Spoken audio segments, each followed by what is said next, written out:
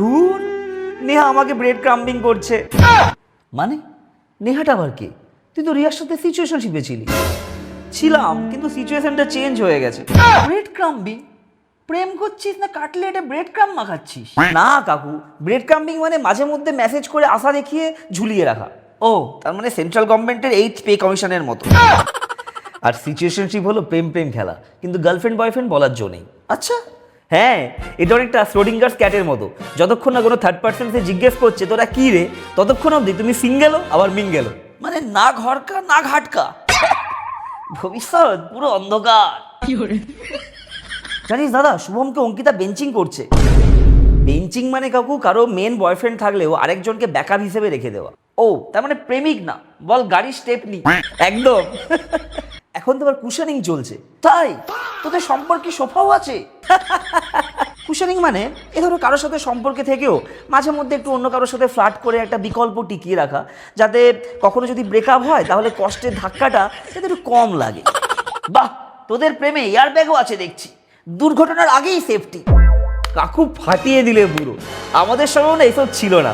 মিলেনিয়ালদের কাছে প্রেম মানেই কমিটমেন্ট।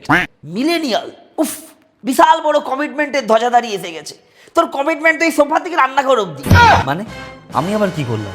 আমি তো তোমাকেই সাপোর্ট করছি। দেখ, বউকে জমের মতো ভয় পা লোকেদের সাপোর্ট আমার লাগবে না। ডিনার ডিউটি থেকে ফেরার সময় হলে তুই যেই স্পিডে ঘর ঝাড় দিস আর নিজের ফেলানো রায়তাগুলোকে পরিষ্কার করিস, দেখে তো মনে হয় তুই মিলেনিয়াল না, তুই একটা পার্মানেন্ট সুইপার। তোর তো সিচুয়েশনশিপ রিলেশনশিপ কোনোটাই চলে না, তোর চলে হচ্ছে ডিক্টেটরশিপ।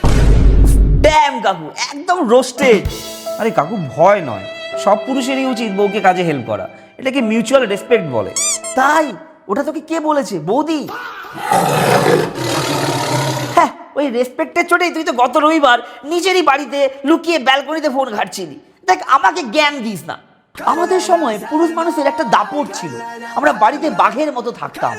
একটা গলা খাকারি দিলে পুরো বাড়ি সাইলেন্ট হয়ে যেত। ওগো শুনছো, 10টা বাজে, বাজারে যাবে না? আজ তোমাকেই কেটে রান্না করব। এই তো যাচ্ছি গো। গোটা বেগুন, কাঁচা লঙ্কা, বাটা মাছ, ধনেপাতা, সব মনে আছে। কি কাকু, বাঘটা তো দেখছি একটাকেই বিড়াল হয়ে গেল। আচ্ছা কাকু, এটাকে কি ডোমেস্টিক ডিক্টেটরশিপ বলা যেতে পারে?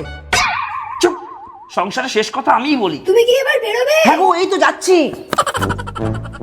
তা ঠিক, শেষ কথাটা তুমিই বললে বটে।